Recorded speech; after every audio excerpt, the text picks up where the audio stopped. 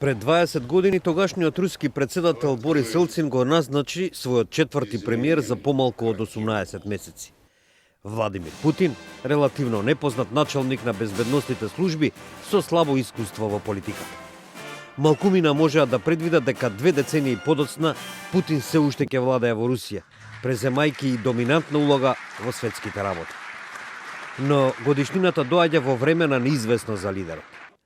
Ретинзите на Путин остануваат на ниво на кое му завидуваат повеќето западни лидери, но тие се најдоа под удар на слабата економија и намалувањето на животниот стандард.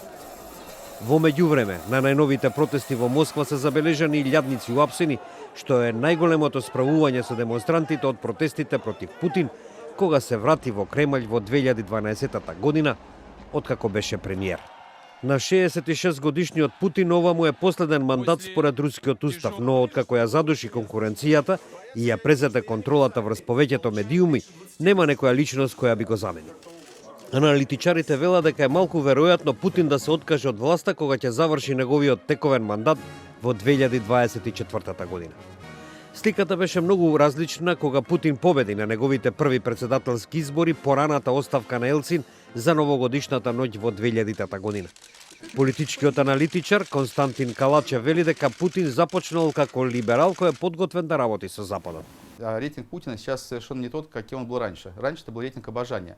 То есть не просто рейтинг поддержки, а рейтинг обожания. Сейчас это рейтинг безальтернативности. То есть это рейтинг по принципу «лишь бы не было войны, не было бы хуже».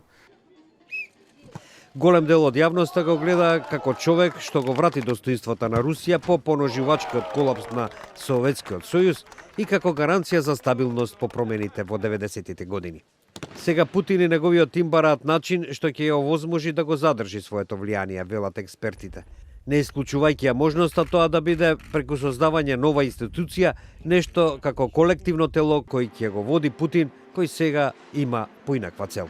Амбиции политика, амбиции человека, который хочет, чтобы через 50, через 100 лет в учебниках истории российских писали, что он такой же великий, как Петр I или Екатерина II.